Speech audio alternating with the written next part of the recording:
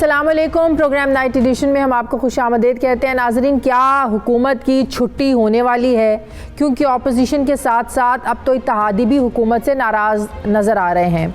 आज opposition leader Shahbaz शरीफ ने PDM के सरबराह मौलाना फजलुर रहमान से मुलाकात की और कहा कि पाकिस्तान की तारीख के 74 सालों में इतने मुश्किल हालात नहीं हुए जितने इस नाअहल हुकूमत के दौर में हो चुके हैं। क्या कहा शहबाज शरीफ ने, ज़रा देखिए। मिनी बजट के हवाले से जो एक नया तूफान आने वाला है महंगाई का और गरीब आदमी को बेहाल करने का, उसके ऊपर भी हमारी गुफ्तगू हुई है। ईवान के अंदर मुतज़्ज़ा अपोजिशन मिलकर इंशाअल्लाह इसका मुकाबला करेगी। मैंने 74 साल में PTI से ज़्यादा लागर, नालायक, इनकॉम्पिटेंट और करप्ट हुकूमत नहीं देखी जिसने पाकिस्तान के 22 करोड़ आवाम को तबाह हाल कर दिया है। और ये वक्त आ गया है कि तमाम आइनी, कानूनी और सियासी जो हथियार हैं उसको इस्तेमाल किया जाए। मौलाना फजलुर रहमान ने भी एक बार फिर कैमरों के सामने तहरीक इंसाफ हुकूमत की छुट्टी कराने के वक्त की निशानदेही करते हुए कहा कि अदम एतमाद समेत हुकूमत गिराने के जो बाकी तमाम ऑप्शंस हैं उन पर भी गौर किया जा रहा है। क्या कहा मौलाना ने, ज़रा देखिए।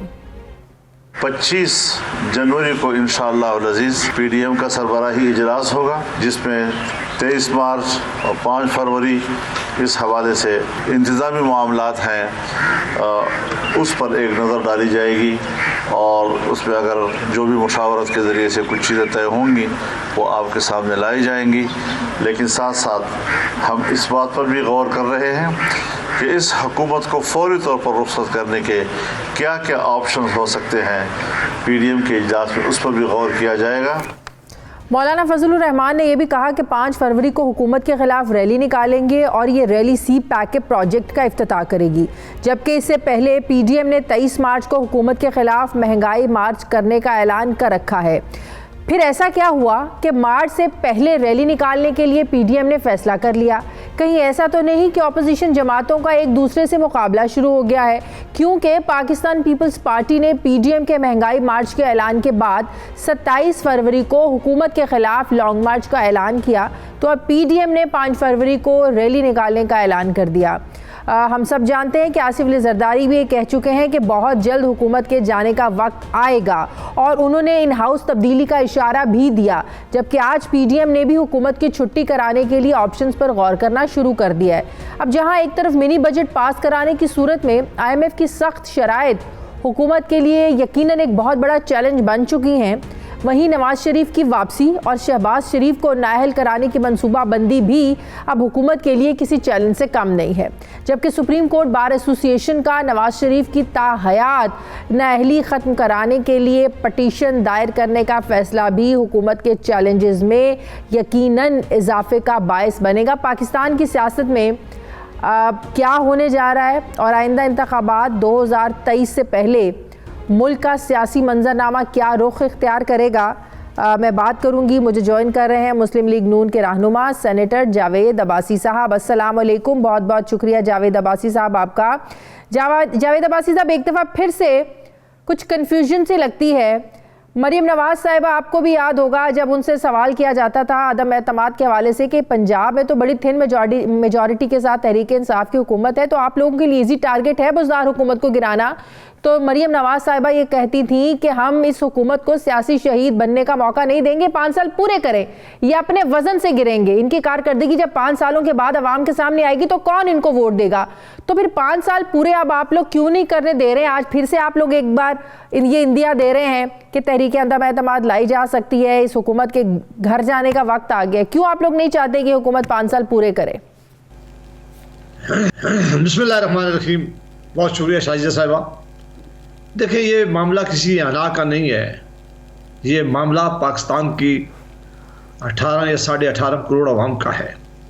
इस वक्त इंतहाई मुश्किलात में पाकिस्तान के लोग, जितनी महंगाई इस पिछले 3 सालों में इन्होंने की है, जितनी ज़िंदगी में लोगों की मुश्किलात पैदा कर दी गई है, जितनी गुर्बत बढ़ी है, जिस तरह इनकी बैड गवर्नेंस की वजह से इस मुल्क के हालात पैदा हो गए हैं, जिस तरह IMF के पास इन्होंने इस मुल्क की सालमियत गिरवी रख दी है, अगर अब कोई एक्शन ना लिया गया और फौरी ना लिया गया तो अंदेशा है, ख़तरा है, अल्लाह करे कि ऐसा ना हो जो मैं कहने जा रहा हूँ इस मुल्क की इकानमी की सूरत हाल किसी ऐसी जगह ये पहुंचा देंगे कि फिर हम सारे भी मिलकर ठीक नहीं कर सके। तो इसका मतलब है आप लोग सियासी शहीद बनने का मौका फराहम करने वाले हैं? नहीं, मसला क्या है, देखें, मसला पाकिस्तान से बड़ी न सियासत है, न हुकूमत है, न आवाम से आगे कोई चीज़। हम सारे किस लिए सियासत करते हैं कि हम आवाम को कोई फ़ायदा दे सकें, इस मुल्क के लोगों की किस्मत बदल सकें, इस मुल्क के लोगों की ज़िंदगी में आसानी पैदा कर सकें। आज देखें कि गैस की कीमतें देख लें, इलेक्ट्रिसिटी की कीमतें देख लें, आप रोज़मर्रा की इस्तेमाल की चीज़ें देख लें, दवाइयों की चीज़ें देख लें। अब इस हालातों में और फिर ये अभी जो मनी बजट लेके आए IMF के कहने पे अगर ये भी पास हो गया तो पाकिस्तान के ज़्यादातर जो 60 से ज़्यादा आबादी जो है, 60% से ज़्यादा आबादी है, वो तो 2 वक्त की रोटी खाना उनके लिए मुश्किल हो गई है। वो बच्चों को स्कूल भेजना उनके लिए मुश्किल हो गया है। वो अपने बूढ़े वालिदैन के लिए दवाइयाँ नहीं खरीद सकते। कैसे रोकेंगे आप मिनी बजट को? ख्वाजा आसिफ कहते हैं अरकान को फ़ोन आ रहे हैं कि मिनी बजट के लिए आप लोग वोट दें। किसको फ़ोन आ रहे हैं, कहाँ से फ़ोन आ रहे हैं, कौन प्रेशराइज कर रहा है मिनी बजट को सपोर्ट करने के लिए? आप लोग तो रास्ता रोकना चाहते हैं मिनी बजट का। देखें, हमारे बस में तो जो है वो तो हम अदा करेंगे, और आप जानती हैं कि अपोजिशन में हम सारी जो एवेन्यू है उन्हें इस्तेमाल कर रहे हैं। पार्लियामान के अंदर भी, मीडिया में भी, पार्लियामान के बाहर भी, सड़कों में भी, सियासी जमातें भी सारी इकट्ठी हैं।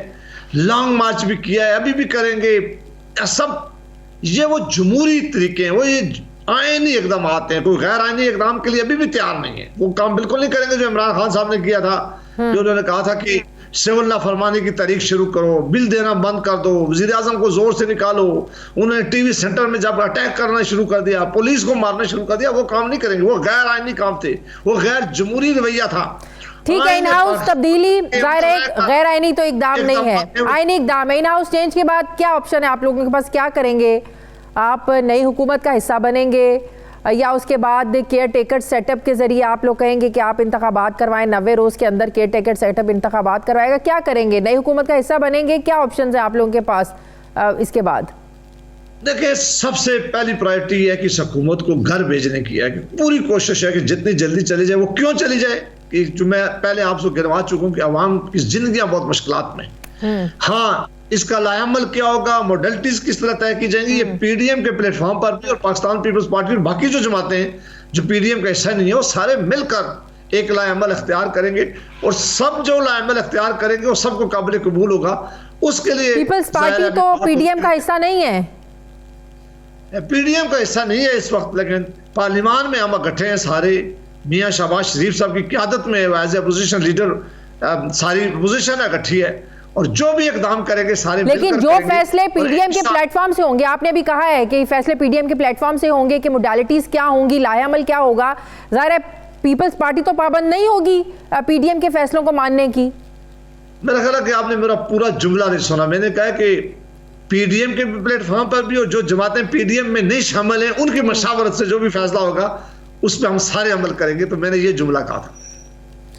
तो अब आप लोगों ने जो ऐलान किया रैली निकालने का 5 फरवरी को, आप लोग तो 23 मार्च को आप लोगों ने महंगाई मार्च का ऑलरेडी आप लोग ऐलान कर चुके हैं, तो रैली की जरूरत क्यों पेश आई?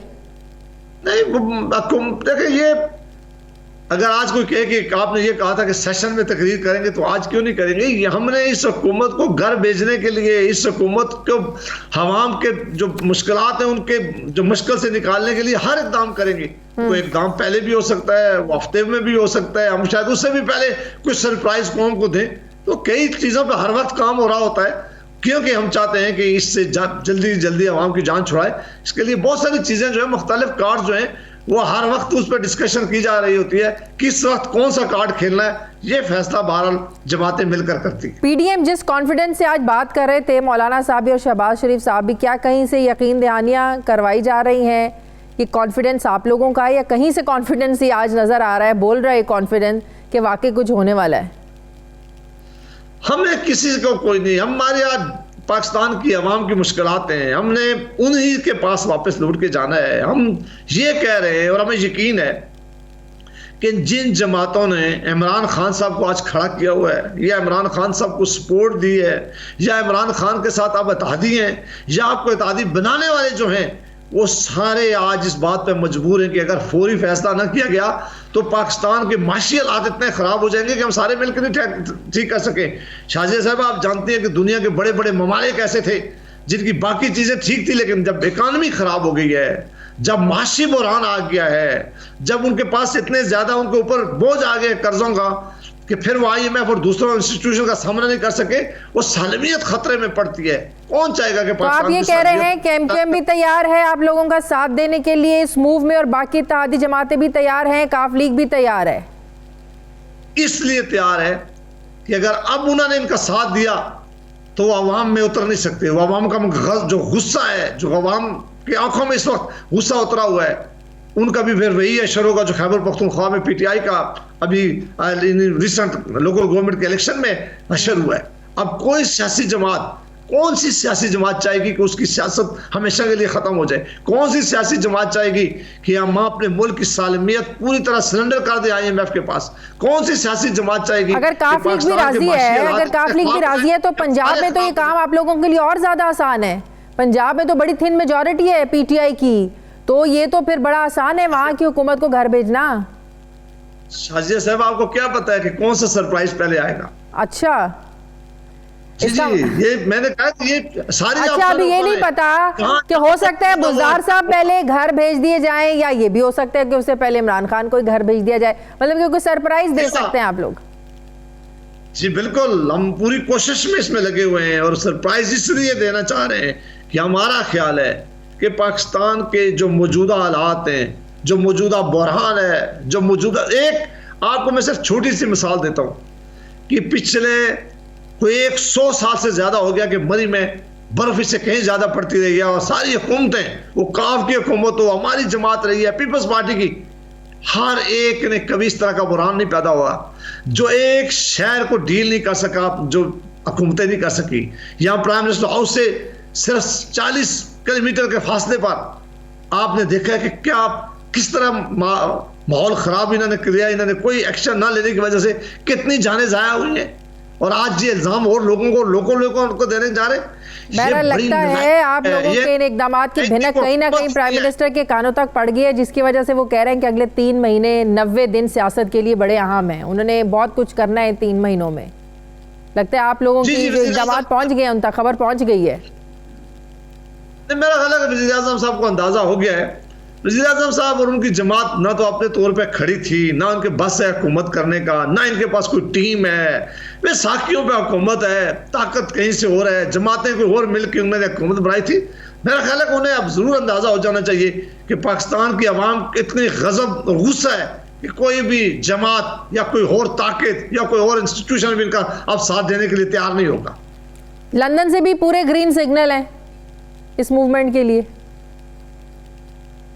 इनसे जान छुड़ाने के लिए पाकिस्तान के तमाम, मैं समझता हूँ कि पॉलिटिकल सियासी जमातें जो हैं वो एक तरफ हैं। हमारे सियासी जमातों का, लीडर्स का अंदर कोई वैसे मिसट्रस्ट बशमूल इत्तेहादी हो भी सकता है, बशमूल इत्तेहादी भी, इत्तेहादियों से भी हमारे साथ नहीं, वो पाकिस्तान को बचाने के लिए, वो आइंदा इलेक्शन में उतरने के लिए, वो अपनी साख्त बहाल करने में, वो अब इस जुर्म में शामिल नहीं होंगे। वो समझते हैं कि पहले भी इस जुर्म में हम शामिल हुए, इसकी सजा उन्हें जरूर मिलेगी, इससे ज्यादा वो शायद अब इनका साथ नहीं देंगे। नहीं देना चाहिए, हमारी ख्वाहिश है, मुझे नहीं पता, मैं नहीं कह सकता, लेकिन हमारी ख्वाहिश है जब हम उन्हें प्राइवेट उनसे बात करते हैं, उनके MNA से बात करते हैं, वो जो मिनिस्टर हैं उनसे बात करते हैं तादियंस के, वो सारे हमें कहते हैं कि बहुत ज्यादा मुश्किलात हैं, हम अपने हलकों में नहीं जा सकते, मुश्किलात हैं, महंगाई बहुत ज्यादा है, इसलिए हमें इनके साथ देना पड़ता। मुझे नहीं पता इस मुल्क में, आपको पता है कि लास्ट मोमेंट में भी चीजें तब्दील होती हैं, लेकिन लग ये रहा है कि इस दफा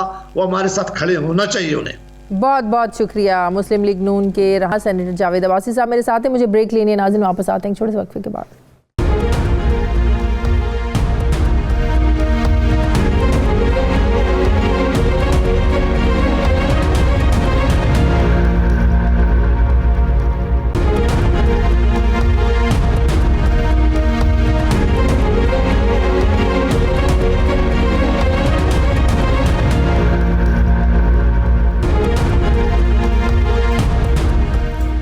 ब्रेक के बाद एक बार फिर से आपको खुशामदीद कहते हैं। वफाकी वज़ीर इत्तलात और नशरियात फवाद चौधरी साहब मुझे ज्वाइन करें। अस्सलाम वालेकुम, बहुत बहुत शुक्रिया फवाद चौधरी साहब आपका। फवाद चौधरी साहब, पीडीएम भरपूर तरीके से एक्टिव हो गई है। मौलाना की, शहबाज शरीफ साहब की मुलाकातें शुरू हो गई हैं। एक बार फिर से हुकूमत को घर भेजने के लिए बड़े मेल मिलाप हो रहे हैं, मुलाकातें हो रही हैं। 5 फरवरी को रैली निकालने जा रहे हैं, फिर महंगाई मार्च 23 मार्च को इन लोगों ने करना है। कोई खतरा है आप लोगों को?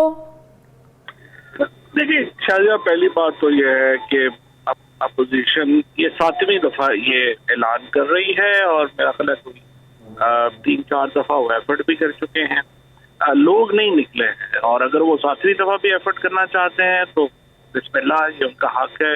वो तहरीक चलाएं, वो जो मर्जी करना चाहते हैं वो करें। लेकिन सवाल ये पैदा होता है कि इसका मकसद क्या है तहरीक का। जो फजलुर रहमान है या शहबाज शरीफ साहब हैं, अभी केपी में इलेक्शन हुए हैं, वो इलेक्शन लड़े हैं।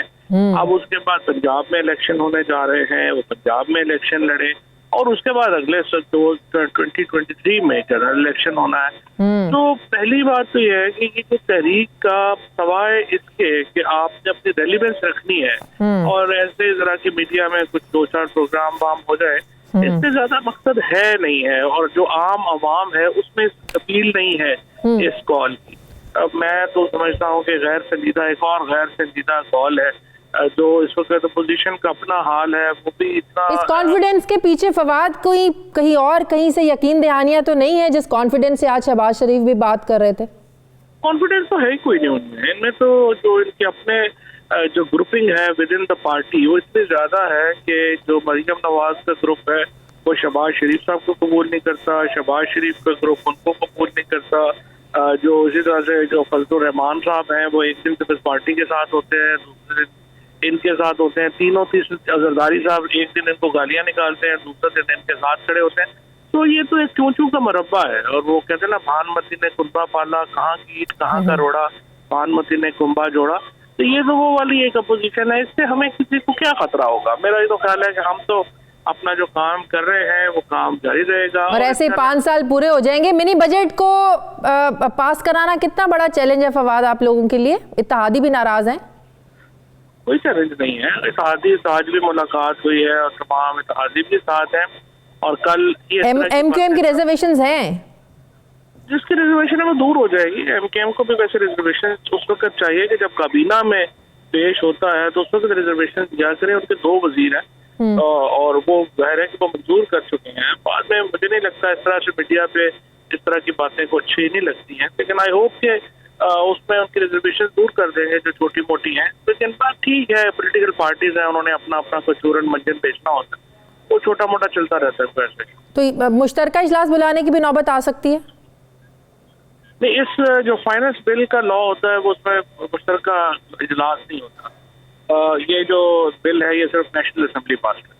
ठीक है, तो आप लोगों को पूरा कॉन्फिडेंस है कि हुकूमत बआसानी इसको पास करवा लेगी? ख्वाजा आसिफ कह रहे थे कि दबाव के लिए कॉल्स आ रही हैं, प्रेशराइज किया जा रहा है अरकान को कि मिनी बजट को पास कराने के लिए वोट दें। ख्वाजा आसिफ तो हैबिचुअल लायर है, उनको क्या बताऊं। ख्वाजा आसिफ साहब जो है उनकी हालत अपनी, उनकी जो मॉरल स्टैंडिंग है वो ये है कि वो पाकिस्तान के वज़ीर ख़ारजा और वज़ीर दिफ़ा थे और वो दुबई में एक अकामे के ऊपर तनख्वाहें ले रहे थे।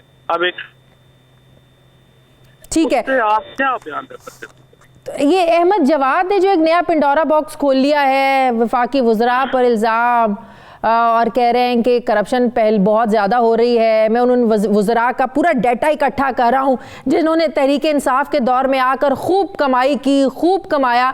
तो ये क्या कोई साजिश है, कोई सामने लेकर आया है, किसी के कहने पर चल रहे हैं? ये कहाँ से निकल कर आ गए अहमद जवाद? तो इस तरह की बातें जो है पार्टी में खिलाफ होते रहते हैं, छोटे मोटे लोग अपनी ऐसे थोड़ी अपनी अहमियत बनाने के लिए बातें करते रहते हैं। उस पर क्या जवाब देना, इतना इम्पोर्टेंट बात नहीं। इम्पोर्टेंट बात तो है, वफाकी वज़रा पर इल्ज़ामात लगने करप्शन के, कुछ छोटी चीज़ तो नहीं है। ज़ाहिर एक साख तो मुतासिर होती है फवाद पार्टी की।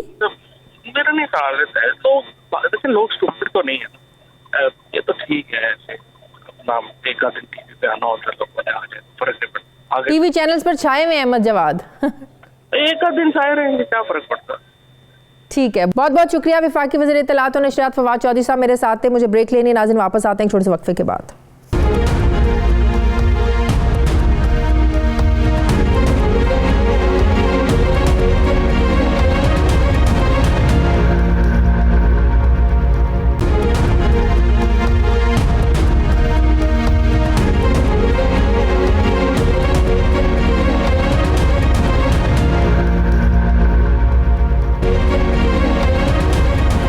ब्रेक के बाद एक बार फिर से आपको खुशामदीद कहते हैं। मिनी बजट पेश होगा नहीं होगा, हुकूमत के लिए बड़ी मुश्किल खड़ी हो गई है। हुकूमत इसको कितनी आसानी से पास करवा सकती है। एक तरफ अपोजिशन हुकूमत को टफ टाइम दे रही है तो दूसरी तरफ हुकूमत इत्तेहादी भी मिनी बजट में हुकूमत के साथ शामिल होने को तैयार नहीं है। उनकी अपनी रिजर्वेशन हैं, तहफ़्फ़ुज़ात हैं। आज नून लीगी रहनुमा ख्वाजा आसिफ ने मिनी बजट को लेकर हुकूमत पर खूब तनकीद की और कहा कि ये मिनी बजट नहीं बल्कि मेगा बजट है और इसे रुकवाना नून लीग की जिम्मेदारी है। क्या कहा ख्वाजा आसिफ ने, जरा सुनिए।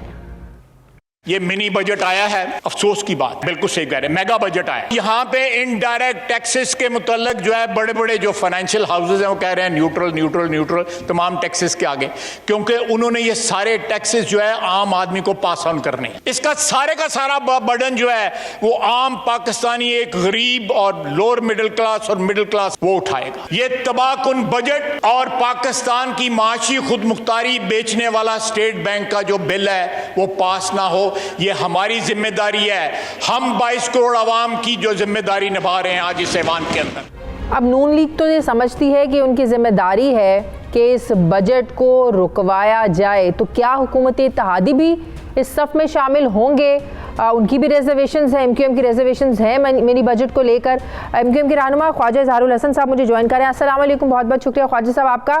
ख्वाजा साहब, क्या तहफ़्फ़ुज़ात हैं आप लोगों के मिनी बजट को लेकर और क्या इस पर बात हुई हुकूमत से? आप लोगों ने कुछ 11 नुकाती तजावीज़ भी जमा करवाई हैं, उन पर किस हद तक बात हुई है आप लोगों के साथ? बहुत शुक्रिया। सबसे पहले तो मैं गुजारिश कर दूं कि गरीब दोस्त या अवाम दोस्त बजट वही होगा जो गरीब बनाएंगे। ताजिर, सरमायाकार, वडेरे, जागीरदार, इंडस्ट्रियलिस्ट या ऐवानों में बैठ के पॉलिटिकल ऑक्यूपेशन रखने वाले वो कभी भी अवाम दोस्त नहीं बना सकते। दूसरी अहम तरीन बात ये कि मिनी बजट पे हमारे बिल्कुल तहफ़्फ़ुज़ात थे। हमने 8 अशिया तहरीर और तरमीम हुकूमत के सामने पेश कर दी है और न सिर्फ पेश किए हैं बल्कि हुकूमत को ये भी बताया कि अवाम तक पहले ही बहुत ज्यादा बोझ है और टैक्स के बदले में अवाम को वो सहूलियात भी मुहैया नहीं। ठीक है, आप लोगों ने अब हुकूमत के सामने रख तो दी है, लेकिन इस बात की को इंश्योर करवाया गया है, श्योरिटी दी गई है कि ये आप लोगों की तजावीज़ हैं इनको देखा भी जाएगा? श्योरिटी हमेशा देखें अददी अक्सरियत रखने वाली जमात की जिम्मेदारी है। हमारा काम तरमीम भी देना, हमारा काम तजवीज़ भी देना है। और हम समझते हैं गरीब मुतवस्सित तबके की अगर कोई वाकई दर्द महसूस कर सकता है तो पैदा कौमी मूवमेंट है।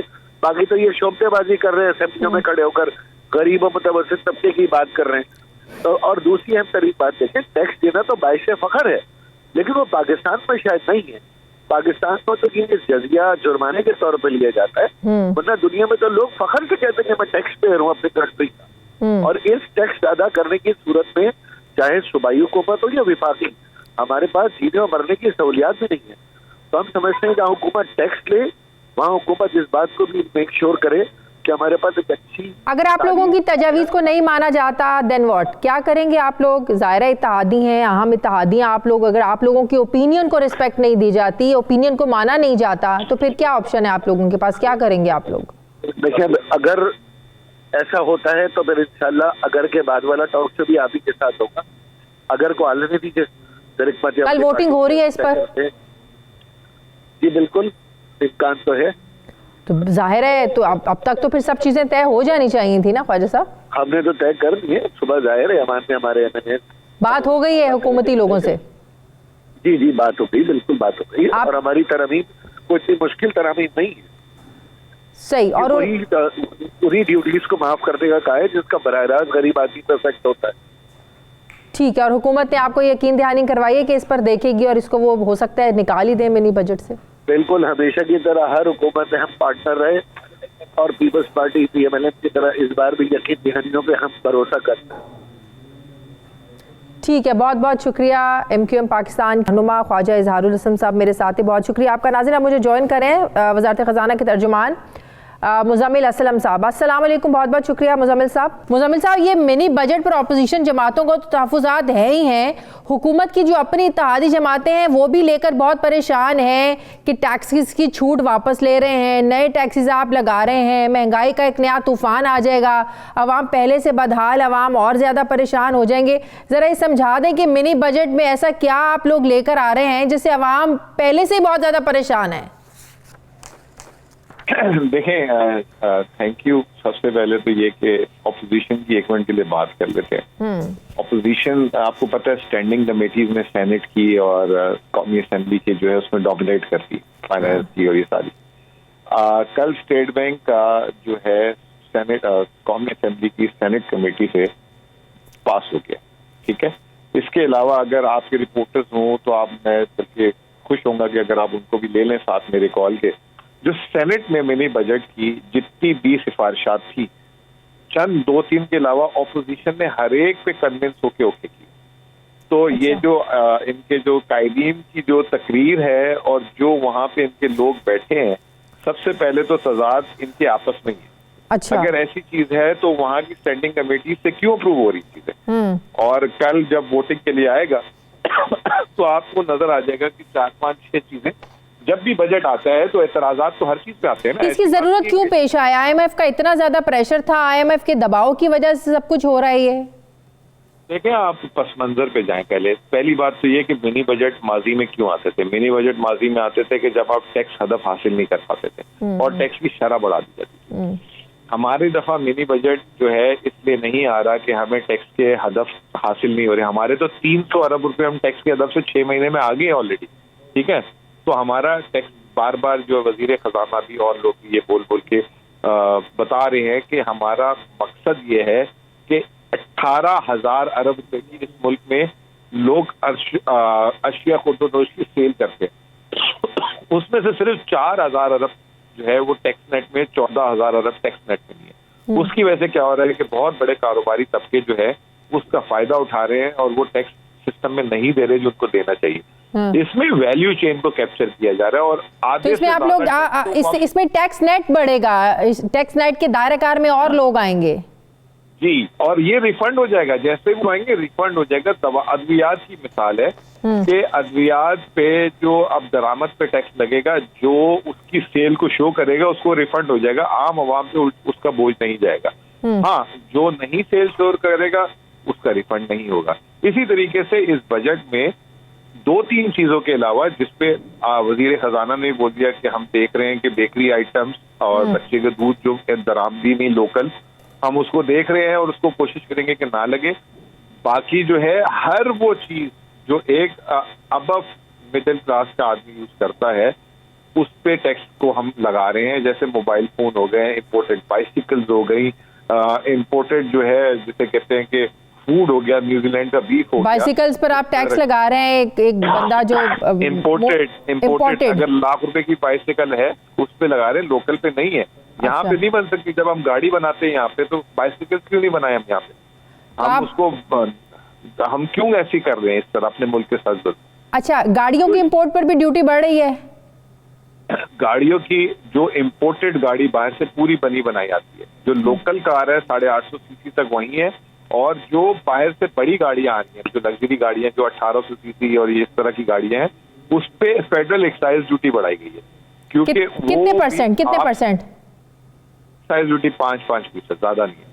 देखिए, उसकी वजह है, उसकी बुनियादी वजह है, एक तो हमारा $1 अरब के ऊपर उसका इम्पोर्ट बिल हो गया जो बाहर से चीजें आ रही हैं। बाहर से क्यों चीजें आ रही हैं? यहाँ पे मकामी तौर पे तैयार करें, हर वक्त उसका सामान तो मकामी तौर पर क्वालिटी भी तो अच्छी देखे ना। यहाँ पर आप क्या, मैं आप कंपनीज के नाम लूं, लोग इम्पोर्टेड गाड़ियों की तरफ क्या कहाँ जाते हैं? आप यहाँ की 3 डब्बा गाड़ियां देख लें और बाहर की इम्पोर्टेड गाड़ियों में देख लें, बहुत बड़ा डिफरेंस है। तो अब यही कोशिश कर रहे हैं ना कि इन पे हमने कॉलेज जो नई ऑटो पॉलिसी आई है उसमें साफ बता दिया गया कि अगर आपने क्वालिटी को नहीं सही किया तो आपके साथ ये सजाएं, आपकी पेनल्टीज है। तो अब हम उस तरफ जा रहे हैं। देखें, अब जो सिस्टम है ना वो सिंपल है, एक क्लियर है, ये टेक्सटाइल वाले भी सुन ले। अच्छा, पहले मुझे जरा एक और चीज समझा दें, आज ये बड़ी इस चीज पर एक बहस हो रही थी, जो गाड़ियां बिल्कुल असेंबल होकर बाहर से आ रही हैं उन पर टैक्स उन पर लगा है, या जो मतलब के कुछ प्लांट्स यहाँ पर भी लगे हैं ना, गाड़ियों के पार्ट्स बाहर से आएंगे वो असेंबल यहाँ पे होंगी, उस पर भी टैक्स लगा है? देखें, दो हैं, एक तो जो बिल्कुल तैयार गाड़ी बाहर से आ रही है उस पर तो हमने टैक्स 15% से 50% कर दिया है, ये मिनी बजट का पार्ट नहीं है, ये तो अलग से हमने कर दिया, ठीक है। एक ये है कि जो बाहर से पार्ट्स आ रहे हैं बड़ी गाड़ियों के, यानी 1800 सीसी जो किया की आई है, Hyundai की आई है, उस पर सिर्फ एक्साइज ड्यूटी सिर्फ 5% बढ़ाई गई, सिर्फ, और कुछ भी नहीं किया गया। और उसको भी इस ऑब्जेक्टिव से कि एक तो हमारा दरामदी बिल कम हो, दूसरा ये जो कंपनी है मकामी तौर पर चीजें तैयार करें ज्यादा से ज्यादा। अभी तो ये 80-80% जो है, जो अभी नई कंपनी आई है, 85%, 90% उसका बाहर से सामान आ रहा है, यहाँ पे सिर्फ जोड़ है। तो हमें जो है ये एक बहुत बड़ा जो है हमारा गाड़ियों के इंपोर्ट पे भी ज़र मुबादला खर्च हो रहा है। तो कब तक आखिर हम जो मंगाएंगे? अब देखें, खुशी की बात यह कि जो बाइक्स हैं आपकी मोटर बाइक्स, आज आपके मुल्क में 80-85% वो तैयार होने लगी। कल होंडा का एक नंबर आया, 13.5 लाख उसने एक साल में सिर्फ बाइक्स बेची है। और वो होंडा की गाड़ियां जो यहाँ पर तैयार हो रही हैं, काइंडली उसकी क्वालिटी भी देख लें, और उसी प्राइस में बाहर जो गाड़ी मिलती है फिर उसकी भी क्वालिटी देख लें। वो तो गाड़ी, जब बाहर की गाड़ी होंडा की यहाँ पर आती है वो तो महंगी इसलिए हो जाती है कि ड्यूटीज इतनी ज्यादा है, लेकिन क्वालिटी देखें, हेल ऑफ डिफरेंस क्वालिटी में। बिल्कुल ऐसा ही है बाहर की और यहाँ की गाड़ी की।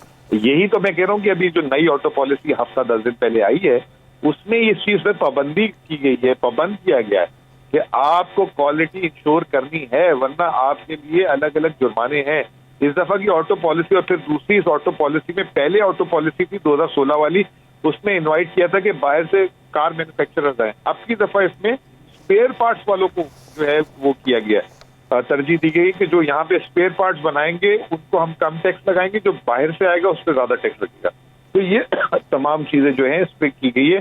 तो एक बहुत, मैं आपको ये बात कह रहा हूँ तो आपने मेरी बात काट ली जी, कि देखें, एक सिंपल इस गवर्नमेंट का एक पॉलिसी स्टांस है कि रेंट सीकिंग, चाहे टेक्सटाइल हो, चाहे फर्टिलाइजर हो, चाहे और कोई, चाहे लोकल ऑटो असेंबलर्स हो, अब हमने रेंट सीकिंग और जबरदस्ती की protection at the cost of आवाम नहीं देनी। हमने इनको आहिस्ता आहिस्ता ग्रेजुअली इनको एफिशिएंट करना है, कंपटीशन पे लाना है। अगर नहीं हो सकता तो वो इनको प्रोटेक्शन नहीं मिलेगी जैसे माजी में मिल रही। सोलर पैनल पर भी टैक्स लगाने जा रहे हैं आप? जी बिल्कुल, उसमें तजवीज है। कल देखे क्या होता है, कुछ लोगों ने उसमें कहा है कि इसको ना लगाएं। पहले एक तो इतना महंगा खरीदो, उस पर फिर टैक्स दो, या तो यहाँ पर बिजली सस्ती हो तो किसी को सोलर पैनल लगवाने की जरूरत ही ना पड़े। अब कोई बेचारा, अगर आपका सेल्स टैक्स रजिस्टर्ड है तो आप उसको एडजस्ट करा सकते हैं। क्या करवा सकते हैं? अगर आप सेल्स टैक्स रजिस्टर्ड हैं, हाँ, तो आप उसमें जो लगेगा उसको एडजस्टेबल है, वो एडजस्ट करा सकते हैं। अच्छा, वो एडजस्ट हो सकता है? जी जी। अच्छा, और खाने पीने की अशिया पर सिर्फ इंपोर्टेड फूड आइटम्स पर टैक्स लग रहा है, राइट?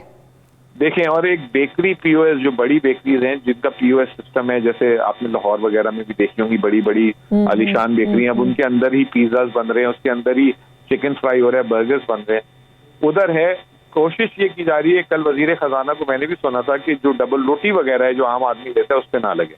अच्छा, बाकी जो बेकरी आइटम्स है उस पर टैक्स लग जाए, ये वैसे ज्यादती नहीं है आवाम के साथ? देखें, आप मुझे एक बात बताएं कि रूह अफ़ज़ा हो गया, खाने के बिस्किट्स हो गए जो डब्बों में आते हैं, उस सरों पे 17% टैक्स लगा हुआ है।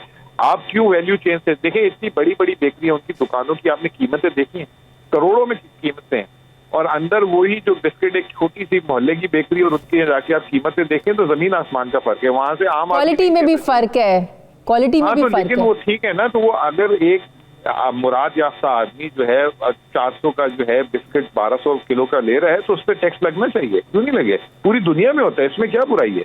पूरी दुनिया में फिर आपकी जो अर्निंग है वो भी उसी हिसाब से होती है, मुजम्मिल असलम साहब। तो फिर लोगों के लिए करेंगे ना, एक चीज एक दफा तो करवाने देना पहले। बहुत बहुत शुक्रिया। घर दाने आए नहीं, आपने बांटने की बात पहले कर, लेकिन आप लोगों ने डरा ही इतना दिया हुआ है।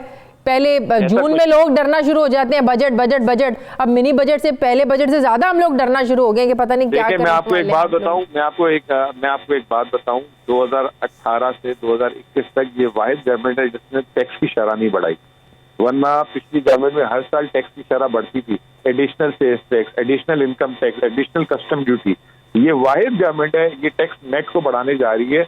टैक्स की शरह को कम नहीं करे। मैंने तो फाइनेंस मिनिस्टर को यहाँ तक बोलते सुने कि ये जो हम सेल्स टैक्स को बढ़ा रहे हैं, ये इसमें हम कामयाब होंगे तो सेल्स टैक्स की शरह 17% से हम इसको ग्रेजुअली नीचे ले आएंगे।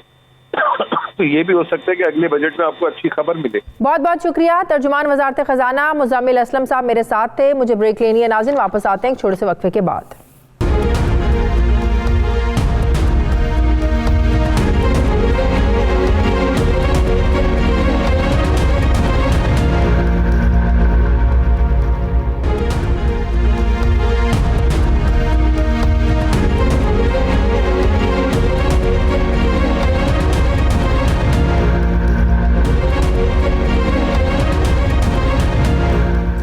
ब्रेक के बाद एक बार फिर से आपको खुशामदीद कहते हैं नाजरीन। दबाव या फिर डील।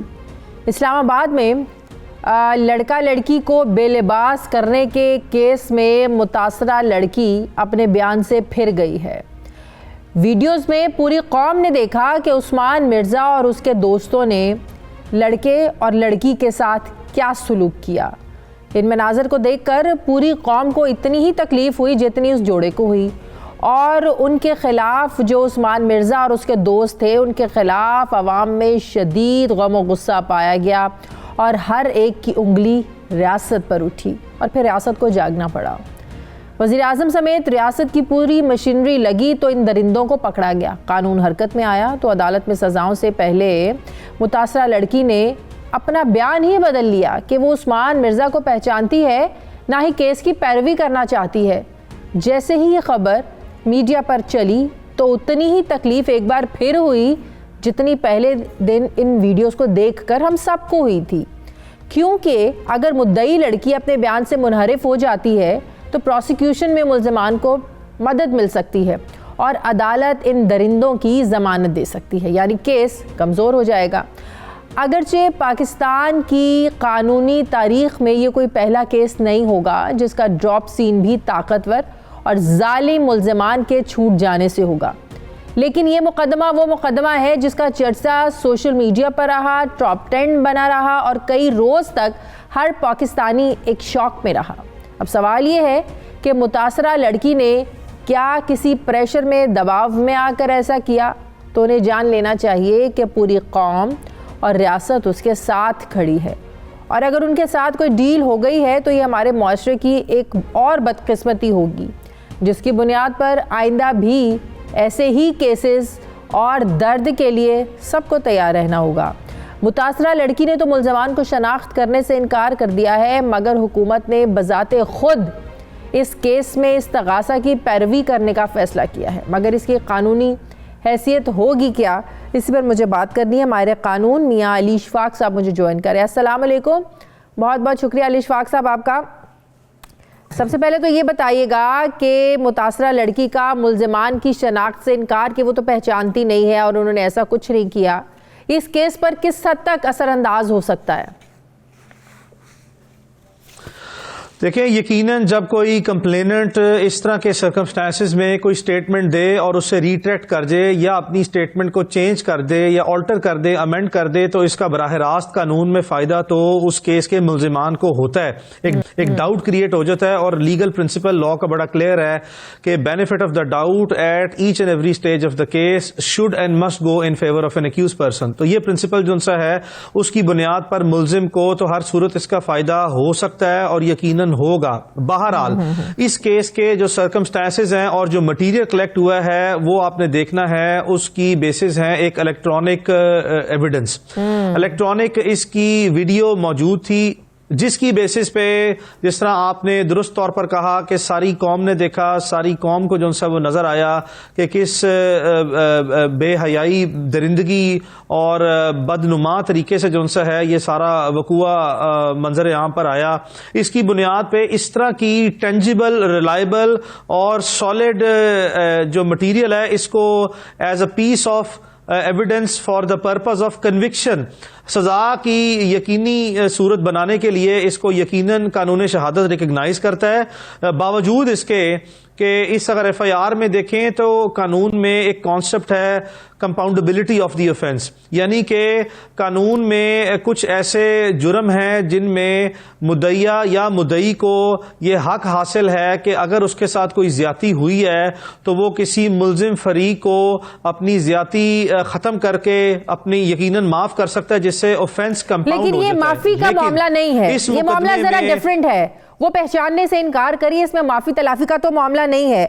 अब रियासत ने तो इस मुकदमे को वापस नहीं लेना, रियासत ने फैसला किया है कि वो इसमें मुद्दई बनेंगी। अब जाहिर है इससे कुछ हद तक तो रिलीफ मिल सकता है उस्मान मिर्जा को और उसके साथियों को, लेकिन नाकाबिले तरदीद शवाहिद जो अभी आप भी कह रहे थे, इलेक्ट्रॉनिक शवाहिद की सूरत में, वीडियोस की सूरत में जो मौजूद हैं, वो फिर उनकी कोई हैसियत नहीं रहेगी, या रियासत जब उन्हें इस्तेमाल करेगी तो इन्हें सजा आप समझते हैं कि जरूर होगी, भले ही कि इसमें मुद्दई पीछे हट गए सारे केस से? देखिए, मैं इसी पॉइंट की तरफ जो से निशानदेही करने वाला था कि इस FIR में एक या दो ऑफेंसेस ऐसे हैं जिसको कंपाउंडेबल ऑफेंस जो सा है वो डिक्लेयर किया जा सकता है, लेकिन दो जराइम ऐसे हैं जिसमें 354A यानी कि अगर आप किसी फीमेल के साथ इनडिसेंसी जो है वो करते हैं और वो पब्लिक प्लेस पे होती है या वो पब्लिक हो जाती है, तो ये एक नॉन कंपाउंडेबल ऑफेंस है। यानी कि अगर मुद्दइया चाहे भी इसको माफ करना या अपने बयान से मुकर जाना जो सा है, उस सूरत में भी वीडियो एविडेंस की बेसिस पे स्टेट उसको प्रोसिक्यूट कर सकती है। और यकीनन इस वक्त हुकूमत पाकिस्तान ने दुरुस्त तौर पर यह फैसला किया है कि इस तरह के जराइम जो कि मुआशरती सतह पर जो सा है इंतहाई काबिल कबूल हैं, इसको प्रोसिक्यूट करना स्टेट के लिए लाजमो मलजूम है। एक ये ऑफेंस है। दूसरा एक ऑफेंस है 509A PPC, 506B PPC। ये दोनों भी नॉन कंपाउंडेबल ऑफेंसेस हैं, जिसमें कि रियासत ने दुरुस्त तौर पर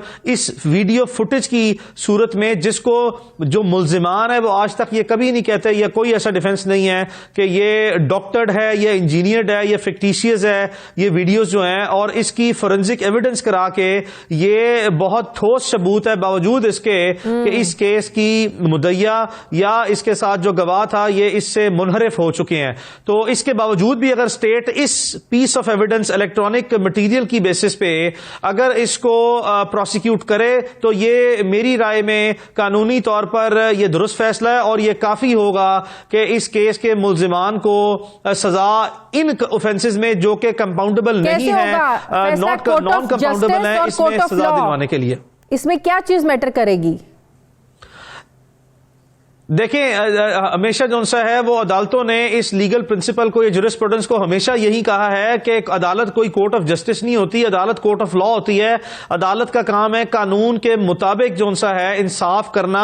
आप देखें, मुकदमे के दो फरीक हैं, कोई एक फरीक जिसके हक में मुकदमा ना हो तो वो हमेशा यही कहेगा कि मुझे इंसाफ इस अदालत से नहीं मिला।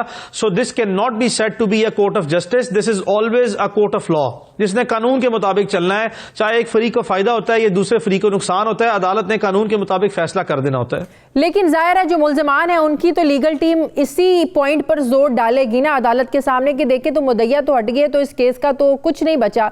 वो तो इस बुनियाद पर रिलीफ लेने की कोशिश करेंगे।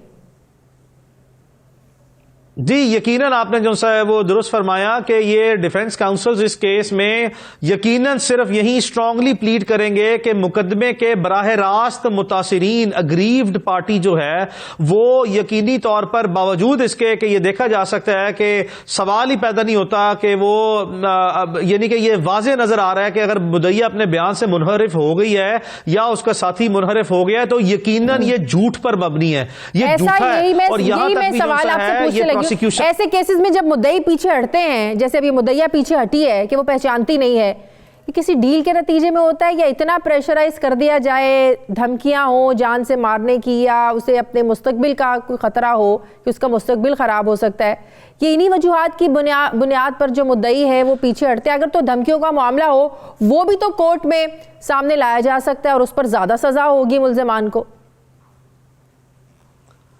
जी, यकीनी तौर पर मैं आपको ये गुजारिश कर दूं, अगर तो आप सिनेरियो 1 देखें जो आपने कहा कि ये डील का नतीजा है, बेशुमार ऐसे केसेस हैं ना सिर्फ इस नौयत के बल्कि कत्ल, इकदाम कत्ल, अगवा और बेशुमार जो सा है वो नौयत के, जिसमें के लोग यकीनन डील भी करते हैं, अपनी कंपनसेशन भी लेते हैं और इस प्रोसिक्यूशन सिस्टम में उसको फ्रैक्चर करते हुए या पैरालाइज करते हुए जो है पहले स्टेट के रिसोर्सेज को यूज करते हैं और बाद अपनी आजाद मर्जी से कानूनन यकीनन ये कंपाउंडेबल ऑफेंसेस की जो इस्लाम ने या कानून ने उनको रियायत दी है या उनको हक दिया है, उसकी बुनियाद पर ये अपने केसेस वापस लेते हैं ये कंपनसेशन के अगेंस्ट। लेकिन अगर ये सिनेरियो 2 देखा जाए कि ये दबाव का नतीजा है, तो इसके एक और कॉन्सिक्वेंसेस भी हैं। अगर ये दबाव कोई डाल रहा है या धमकी दे रहा है, तो यकीनन ये दोनों जो मुतासिरा फरीक है या एक मुतासिरा जो खातून फरीक है, इसको ना सिर्फ ये कि इन पे एक मुकदमा मजीद दर्ज कराना चाहिए और इसकी डबल इफेक्टिव प्रोसिक्यूशन करनी चाहिए। और तीसरी बात यह है कि इसको यकीनन स्टेट को अब ऐसे इकदामात करने होंगे कि इस तरह के मुकदमात को 2 काम करें, एक तो रिकॉर्ड टाइम में जो सा वो खत्म करें और दूसरा स्ट्रांगली विटनेस प्रोटेक्शन जो सा लेके आए। हमारे मुल्क में यकीनी तौर पर मैं आपको बता सकता हूं कि विटनेस प्रोटेक्शन का किसी किस्म का कोई प्रोग्राम नहीं है, कोई मैकेनिज्म नहीं है और अगर ये कहीं पे पीस ऑफ पेपर की सूरत में एग्जिस्ट करता है तो इसके ऊपर कभी किसी किस्म का कोई अमल दरामद ना सिर्फ ये कि इस केस में नहीं हुआ बल्कि किसी केस में आज तक कभी देखने में नहीं आया। बहुत बहुत शुक्रिया माहिर कानून और कॉन्सिक्वेंसेस। सही, बहुत बहुत शुक्रिया मियां अली इशफाक साहब मेरे साथ थे। नाज़रीन, हमारे प्रोग्राम का वक्त खत्म हो गया। फीडबैक जरूर दीजिएगा, अपना ख्याल रखिएगा, मुझे इजाजत दीजिए, अल्लाह हाफिज।